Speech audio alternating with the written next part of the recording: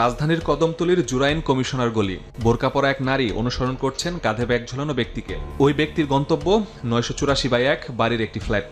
ঘটনার দিন 22 এপ্রিল। সে একই বাড়ি থেকে খবর আসে পুলিশের কাছে 26 এপ্রিল। কারণ এর একটি বন্ধ ফ্ল্যাট থেকে আসছে ভয়াবহ মরাপচা গন্ধ। খবর পেয়ে দরজা ভেঙে পুলিশ উদ্ধার করে সেই ফ্ল্যাটের বাসিন্দা শারমিন আক্তার শেলির অর্ধগলিত মরদেহ। সবাই বললাম যে ভাই গন্ধ হয় কই থেকে, তখন বললো কি হেরা চারতলা হেরা খেয়াল করলো যে চারতলা থেকে গন্ধটা আইতাছে। এলাকাবাসী জানায় স্বামী স্ত্রী পরিচয়ে ভাড়া নেওয়া এই ফ্ল্যাটে মূলত থাকতেন শারমিন আক্তার শেলি, আর তার স্বামীর পরিচয়ে থাকতেন সেনাবাহিনী থেকে চাকরিচ্যুত মেজর আব্দুল্লাল মামুন। সেই সিসি ক্যামেরার ফুটেজে দেখা যায় 22 এপ্রিল রাত 8টা 8 মিনিটে অটোরিকশায় করে জুরাইন কমিশনার গলি আসেন মামুন। পরদিন সকালে বাসা থেকে বেরিয়ে যান। এজন্য পুলিশ মামুনকে গ্রেফতার করে। হত্যার দায় মামুন অস্বীকার করায় শুরু হয় পুলিশের অধিগত তদন্ত। আবারও পরিদর্শন করে ঘটনাস্থল, পর্যালোচনা করে সিসি ক্যামেরার ফুটেজ, যেখানে দেখা যায় মামুন বেরিয়ে যাবার পর বোরকা পরিহিত এক নারী ঢুকছেন সেই ফ্ল্যাটে। তদন্তে বেরিয়ে আসে সেই নারী মামুনের আরেক প্রেমিকা মোহনা। এবার গ্রেফতার করা হয় মোহনাকে। মামুন ও মোহনাকে মুখোমুখি জিজ্ঞাসাবাদে জট খুলে হত্যার রহস্যের। তুমি মেজর সাহেবের সাথে কেন সম্পর্ক রাখছো?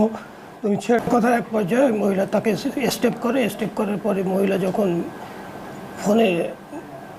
ফোন দিতে যায় কাউকে, তখন তিনি পেটের উপরে বসে থাকেন এবং পেটটা ফেলে দেন এবং গলা চেপে হত্যা করেন। পুলিশ বলছে মামুন 2022 সালে স্ত্রীর সাথে পরকীয়ার বিরোধের জেরে চাকরিচ্যুত হয়। পরে বিবাহ বিচ্ছেদ হয় তাদের। এরপর ফেসবুকে পরিচয় হয় নিহত শারমিনের সাথে প্রেমের সম্পর্কে জড়িয়েও 2024 সালে বিয়ে করেন আরেক নারীকে।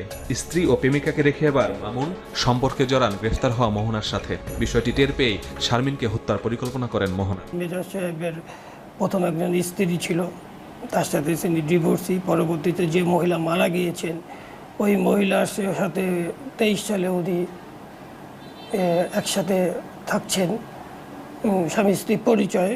পরবর্তীতে মেজর সাহেব আরও একটি বিয়ে করেন। শুধু হত্যায় নয়, এটাকে ঢাকতে নাটকীয় কায়দায় বিভিন্ন পরিকল্পনা হাতে নেয় মোহনা। মেসেজের মাধ্যমে বলছে যে আমি তো বাসার ভিতরে মাছ কুইটা রাইখে আসছি, ময়লা রেখে আছি, ওই ময়লার গন্ধ আইতেছে। তারপর দিন দিন গন্ধ বাড়তি আছে। তারপরে এর মধ্যে আবার ওই মেয়ে আসছিল ভিতরে, যে মেয়ে মাইরা দিয়ে গেছে ওই মেয়ে আবার আসছিল একদিন আইসা ওরে মানে টুকরা টুকরা করার জন্য ব্যাগ থেকে আর ছুরি নিয়ে আসছিল।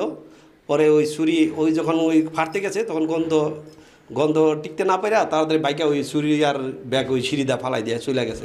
হত্যার সাথে জড়িত জানিয়ে মোহনা আদালতে জবানবন্দি দিয়েছেন। মামুনও আছেন কারাগারে। ময়নাতদন্ত প্রতিবেদন পেলেই অভিযোগপত্র দিতে চায় পুলিশ।